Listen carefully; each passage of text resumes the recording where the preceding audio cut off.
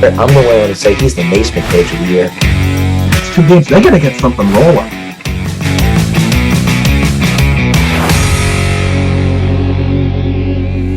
This is the Sports Saga podcast, and it's presented by Al Dias Electric. Hello, everyone, and thanks for joining us. Make sure you like, subscribe, share, leave us your feedback on all of our platforms. Find us throughout social media using the link tree in the description below. Brady Kudo, joined by Keegan Hamlet, and our guest, someone I've been waiting a while to chat with, Fantastic Fanta from Fox Sports. John, welcome. Thank you for being here. Most importantly, how are you?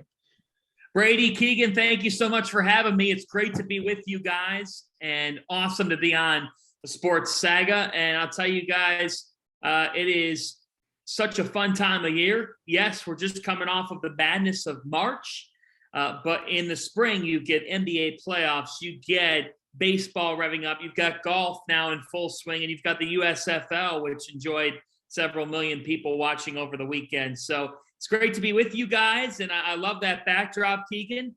I see it, love it, and fun to be talking sports with you guys. Thanks for having me. Thanks for agreeing to come on. So that first topic you brought up, which was the madness of March, it is widely agreed. Let's go to we'll start in the Big East, right? Your home conference. It looks like as of right now that Bryce Hopkins is going to be going from Kentucky to Providence. John, how does this impact the Friars? Well, it impacts them in a big way. They just add on to what has been an influx of transfers. Ed Cooley working the portal once again and bringing in a collection of guys that look, anytime you bring in transfers, you want to be able to say, okay, hope that we can mesh, hope that we can get these kids to mesh together. But I'll tell you what, guys, if there's a program that can bring in the transfer and be able to thrive, it's Providence. Because Ed Cooley has this nurturing ability to just get the best out of his kids. And I think he benefits by being able to say, look, at your first stop, it didn't work out the way that you wanted it to go, or maybe something didn't go right in your career. Come to family. We're here to win. And Providence did a lot of that this past year with a 28-win season, just simply remarkable. But to be able to get Hopkins and Noah Locke from Louisville, Clifton Moore from LaSalle, how about Devin Carter from South Carolina? I think Carter will really help the Friars out. Locke as well, a veteran who just understands what it takes to get it done in college basketball. What Providence has added here is guys who were recruited to power conference schools. They have the skill set. Now it's about channeling that into wins. So for Hopkins, obviously he jumps off the page in terms of athleticism and the star power, or else he wouldn't have been at Kentucky. What does it do? It means that if this Providence coaching staff can develop him, they've got a guy who knows what his ceiling could be. Yeah, Brady and I were talking before in the last episode, like these guys are being brought in not just for the transfer portal, but you fill in the holes of the players that are leaving, like Durham, Minaya, and Reeves, just to name a few. So they can bring that skill set that those players brought for last season into next season too, and continue with the players that they've already had and build upon that. Yeah, and what you're also doing is bringing in guys that are shot makers, that can be able to find it from beyond the arc. I mean, that's what Noah Locke does well. Obviously, with Hopkins at 6'5", it's interesting to see what he'll produce because we haven't seen enough of it at the college level. But this team has bolstered their backcourt, and Jared Bynum, think about the leap he made in season this past year for the Friars. Yep. It was remarkable. But you got to surround Bynum with other pieces. Well, that's what Ed Cooley has done here, and the Friars backcourt has been able to get a boost in a variety of ways here over the last week. I think we've seen too, like what Cooley's done is that he's found these guards, right, that have just a year of eligibility. We saw it with Luwan Pipkins, we saw it with Al Durham, and now we're going to see it with Noah Locke. So do you think like having this experienced guard with Bynum are we going to see? I don't think they're going to maybe repeat the amount of success they had this year, but do you think with these transfers, the way that everyone does a little bit of everything for the most part. Do you think we see them get back to the tournament? Well, I think you'll see them get back to the tournament. I think they have the pieces. I think with Bynum and with Ed Croswell, who really stepped up in the weight room on the conditioning side. Croswell took his game to another level and was integral for the Friars in a number of ways. I mean, he was huge in that win over South Dakota State with offensive rebounds in the NCAA tournament, and was big in the win over Texas Tech in December. So for me, look, how the pieces fall into place is going to be interesting to see, because you never know when you get a collection of individuals how they're going to be able to mesh. But Ed Cooley and his staff are trusting that their culture matters more than just the individual. And so for me, I look at this group and I say, hey, here's the thing. I know for a fact that Noah Locke is a talented player who can stretch the floor with his perimeter shot. Clifton Moore is going to complement things down low for this team. He helps that front court. He averaged 13 and 6 per game at LaSalle. Can he be able to level up? And then you got Devin Carter, and I think Carter's the one who may excite them the most, because his commitment just it produced waves of hype on Easter Sunday. This is a guy that, he only averaged 9 and 4 per game, couple assists per game, but he was just a freshman. When you can get a guy who's only had a year of college basketball and hasn't even fully framed out yet with his skill set, he's still a guy that averaged 9 points per game in the SEC, which was a great league this past year. Yes. So for me, I'm really intrigued to see what Carter and Bynum do in that backcourt. Providence has every capability to return to the big dance. They're going to have to do things differently, because Nate Watson accounted for so much space and made you work and made you account for him every second of the game when he was in. A lot of points for Providence got produced because Watson took up a lot of space. He wasn't the one necessarily taking the shot, but it opened shots for others. So they're going to have to change the way they play a little bit. But overall, when you look at the pieces that are in place, when you look at this staff level's confidence, the level of confidence from this coaching staff right now is through the roof. You got to love what you're seeing here out of this Providence program. And that's why transfers are going to Providence. They want to play in the NCAA tournament. You're not transferring to a school that gives you no shot to play in the NCAA tournament. That's what this is about. So for the Friars, we're seeing the benefits of them making a Sweet 16 run for the first time in 25 years. Right. There's another team, I think, that a lot of people were surprised and really hyped up about what they could do, and that's Marquette. So Marquette just landed the NAIA Player of the Year in Zach Wrightsville. So how do you see him making that jump from the NAIA to the Big East? Well, it's always tough because you have to adjust physically. And even though you might be able to score the ball, you got to be able to handle the physical endeavor that is Big East basketball. So, look, it's a big question mark because you don't know until we get into game action. In terms of Marquette, they're an interesting group. This past year ended very poorly. Look, you go out of the Big East tournament in the quarterfinals, your first game in that. That up with an absolute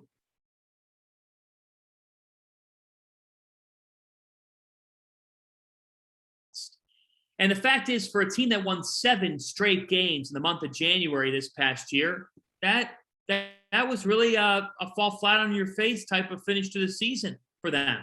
So look, they know how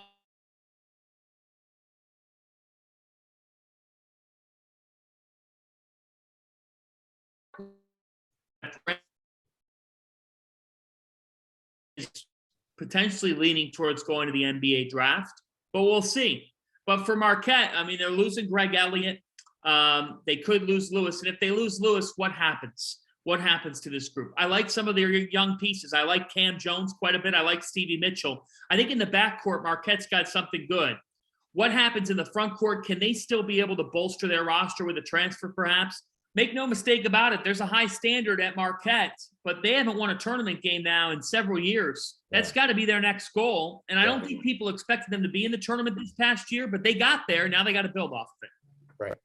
So all this knowledge of the Big East and basketball, right? This didn't come overnight. This started at Seton Hall. So take us through, your time there and the timeline of your career to where you are now. It did start at Seton Hall. And as I sit with you guys, I've got it right next to me. I've got my old school 89 hat sitting here at the coffee table. I'll tell you, the journey started on the west side of Cleveland. That's where I grew up, Cleveland, Ohio, and went to St. Ignatius High School, where I did a couple hundred games throughout my 4 years and did PA morning announcements, anything to get on the air. Yeah. Anything to get on the air. And when I was looking at colleges, a lot of people asked me, why did you end up at Seton Hall? How'd you end up there? I wanted to go to the metropolitan area. And Brady and Keegan, it almost never was in terms of Seton Hall. I was looking at Fordham, Syracuse, St. Bonaventure, St. John's, these New York metropolitan schools that had a pedigree for broadcasting, and was looking hard at Fordham. Well, my college counselor said to me, why don't you take a look at this Seton Hall University? They sent a brochure into us, add it on to one of your Northeast trips. Well, that was the best 13 words of advice I could have gotten, to add it on to my Northeast trip, because it wasn't an add-on for me. It became the destination. Seton Hall is a place with terrific people, with a history of broadcasting started by Bob Lee, who was the general for ESPN, hosted Outside the Lines for years, hosted the World Cup, among other properties, Morning Sports Center on the weekends. And guys, my relationship with Bob is how my relationship is with most people who went to Seton Hall.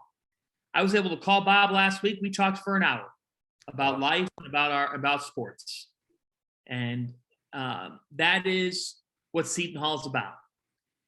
You quickly learn inside the gates of Seton Hall University that you will have a piece of your heart with that place forever. And that's how it began. As a freshman, my third week on campus, I was asked to call a soccer game because the game was rained out the previous day due to horrendous thunderstorms. And they didn't have a broadcaster for the game. I called a women's soccer game that probably 40 people watched. Doesn't matter how many people watched. Those 40 people put it on their calendar. And I got done with the game, and immediately one of the administrators at Seton Hall, a guy by the name of Jimmy O'Donnell, looked at me and said, when can you be back? Wow. And that's kind of been the story of my career thus far, is I'll be back whenever you need me. You need me tomorrow? I'll be back. I'll be back next week. Just keep saying yes. Keep saying yes. And doing internships at Seton Hall was very helpful. I interned at Fox Sports in Los Angeles for a summer. I lived in a hostel to do that internship, to make it make sense financially. I lived with a guy from Africa. No joke. It was an unbelievable experience of a summer. I interned with CNBC. I interned with Westwood One. And it was a matter of relationships and opportunity and people helping others. It's why here, as I sit with you guys on your podcast, I'd be willing to help you with whatever you need, because we all need each other in this. We all need each other in this. There's enough work to go around for everybody, but you just got to keep a positive mindset and keep on keeping on. And that's been the story of my life and my career, is just being available. The best story of this past year, guys, was doing the Marquette-Providence game, which I was scheduled for on a Saturday. And due to the snowpocalypse, the blizzard pushed the game back to a Sunday. Well, because remember this guy during NFL playoffs, o'clock that afternoon. We were on at 12:30, I believe. So as a result, a lot of eyeballs were on our game. About 260, 270,000 people tuned in for that game on FS1. It did a huge number. That would not have happened if the game was played the day before. because it would have been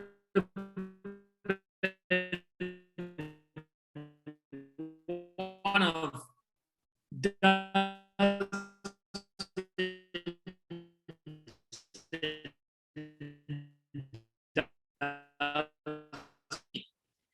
I got a chance to watch the game today because there wasn't much else on.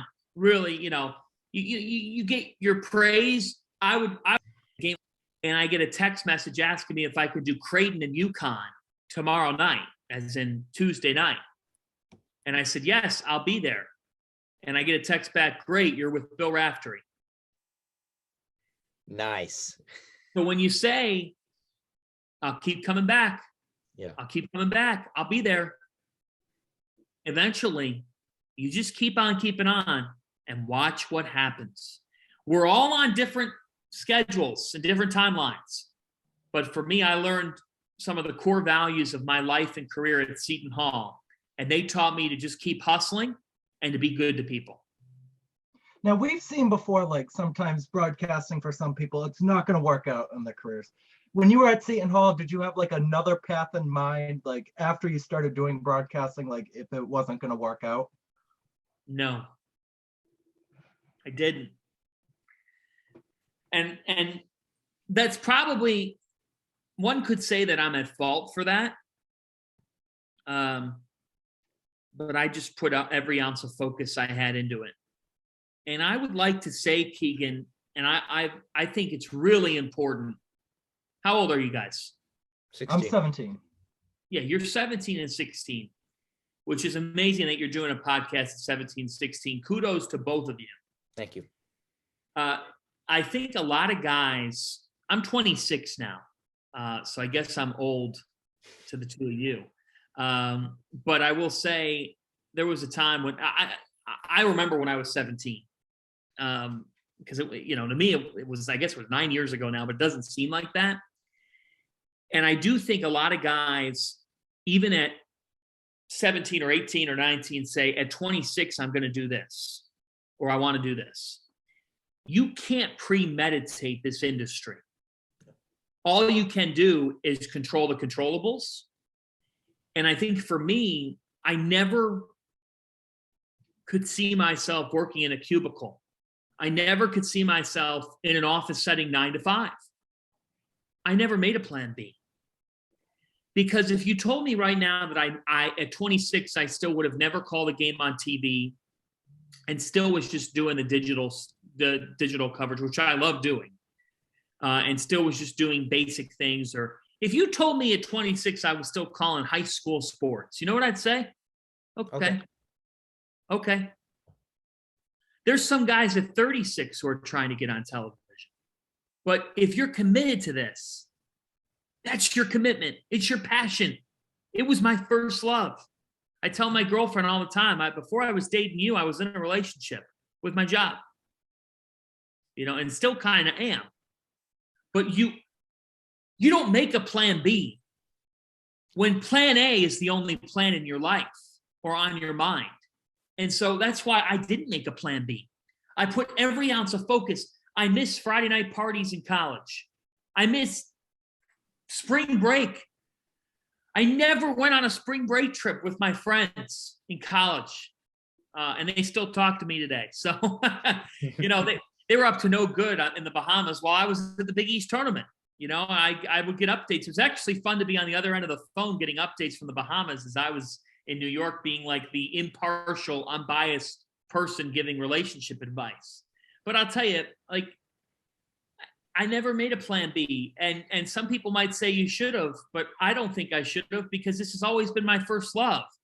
And do you really want to be with someone who's not your first love? No. I think that's why, you've helped me a lot and why I think we've gotten along so well, because I've told you and I've told Keegan, I've wanted to be an announcer since I was 6 years old. Yep. My first inspiration was a man by the name of Gus Johnson, who was calling an NBA playoff game tonight. Yes, he is. And I'm very excited to watch. I'm going to watch that game for the sole purpose of watching and listening to him. I don't care who's playing. Right. And I just like that. thank you for saying don't pick a plan B, because Keegan, we'll say, do we have plan Bs? No, we don't. We don't. I worked with Keegan for a couple years, and we both said this, we're just committed. We just want to do this. We're going to keep fighting for every job. And Keegan landed a job in the winter. I landed a job last week. Why I think you're so good is because you have something that some people just don't have, and that's passion. You have passion. I appreciate that. No, you do. And Gus has it too. Yes, he does. And there's a lot of guys who do. Maybe they don't always show it, but I think that where you separate yourself is the person that you are to others. You got to be a good person in this. There's no use for being a jerk. None. And I do think that I do think some guys show up for certain games, and they one thing that I try to say is, well, just because I'm on camera doesn't make me more important than the guy who's running camera, or the guy who's running the cords, or the guy who's directing the broadcast, or the guy who is producing, or the guy who is stats and graphics. We lost power on my softball broadcast Friday night on FS1. Our truck lost a generator. Oh, no. So for about 12 minutes, we were not on the air. And that crew in that truck put us back on the air. Well, guess what? That crew in that truck deserves the MVP award on Friday. I sure as heck wasn't going to figure out a way to get us back on the air. You're not going to be able to do what you love unless those people do all the gritty work, all the stuff. They're not on camera. That truck's not on camera. They deserve all the credit in the world. And I think treating them as the teammates they are. We're all one big team on a broadcast. We're one team right now, the three of us on this podcast, teaming up together and talking about this stuff. And it's so important. Be a team player. Be willing to be uncomfortable. Be good to people. Step outside your comfort zone. Do a sport that you're not as comfortable with. I'm not as comfortable with softball, but I still did it. I'm doing women's lacrosse next week. It'll be the first lacrosse game of any kind that I do. Wow. And it'll be on television. But it's not easy. But just say yes and figure it out. And if you figure it out, good things will happen. So for me, guys, it's been all about not just broadcasting, but being comfortable in your own skin and being willing to reach across the way and say, I'm here to help you, or I'm here to be a team player. I resonate with what you just said about the get out of your comfort zone, because our jobs, at least, like in December, Keegan did ice hockey for his school. Yeah. Last week, I was hired by Seekonk Speedway to be a lap-by-lap announcer. Yeah. I don't know motorsports. Right. I've watched more NASCAR this past week than I have in my whole life. Just trying to learn, just trying to get as much terminology down pat as possible. And I think, you're obviously right. Like, we all just got to be comfortable. Yep. And somebody who is not comfortable right now is Baker Mayfield. I'm going to switch gears a little bit. What a segue. Oh boy. What's your take on all this? You're a Browns fan. What's your take? Well, it's sad and it's unfortunate and it's disappointing. It's all of those things because Baker Mayfield won the Cleveland Browns a playoff game in 2021. How many other QBs can say that have played for the new Browns franchise? Zero. But this past year was a display of how not to handle yourself professionally on and off the field. I thought that he had matured. I thought so too. Yeah. I thought he was ready to take the next steps and be the guy. Like compared to 2019, yes, absolutely. Yep, but nope. He went back to his old ways. We can say I'm with a lot of people on this. Like I think a guy should be able to make his money off commercials. So I don't like the old man yells at cloud takes about him doing commercials in the offseason. I don't really care what he's up to. That being said, it was kind of interesting that every commercial break he appeared in during NFL games in some way, shape, or form. Like I just don't think he has matured. I don't think he's matured as a quarterback. He clearly didn't as a quarterback. I think he read his clippings. He watched the debate shows. He watched people praise him. He praised on him. Yes. And guys, he was not good. No. And the Cleveland Browns were good. No. They were good enough to win a lot of games this past year. The Browns had, I can count, at least 6, 7 times they had a chance to win a game, either tied or down and needing one drive away, and Baker Mayfield could not deliver. That's money time. That's when you make your money as a quarterback in the National Football League. And he had a bunch of opportunities. And for the people who saying that he was playing hurt, this is 2022 and was 2021. If a guy is hurt and he's that hurt, he's going to sit. Mm-hmm. The doctors will sit him. They will say, sit down. You're out today. He was healthy enough to play. He was cleared to play. He played. I get that the labrum injury caused pain and caused turmoil. Guys play through pain in the NFL. It's part of the NFL. He was dreadful. He was dreadful. Dreadful. So you get to the end of the year, Packer game looks terrible. Steeler game, no better than that. Yeah. The home game against the Steelers. The Cardinal game at home. You name it, he was not good. There were a number of occurrences. The game in Baltimore on Sunday Night Football, the Sunday after Thanksgiving. Are you kidding? The Browns outplayed the Ravens that night and lost the game. Yeah, I remember that. Because you know why? Their quarterback was worse than Lamar Jackson, who was bad that night and didn't play after that. Remember, Lamar just, he was clearly hurt, and that was it for him. And then the Ravens ended up, it cost them from doing damage in the postseason. So to me, my take is this had to end. It's a nasty breakup. Baker Mayfield's going to get traded, maybe on draft night, maybe shortly after. He's not going to be at Browns training camp. No way. I can't root for Deshaun Watson, the human. I can't root for Deshaun Watson, period. It's a very difficult situation. I hate what's transpired.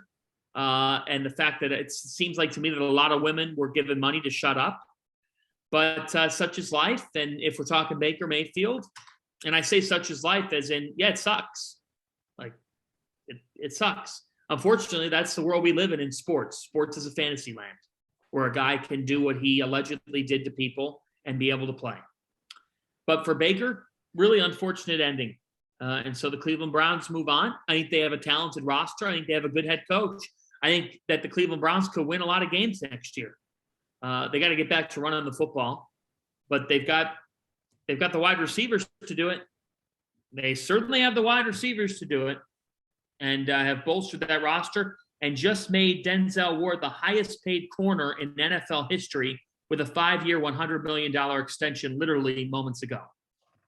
Is that right? That's right. $100 million extension. Wow. No kidding. And they got Amari Cooper.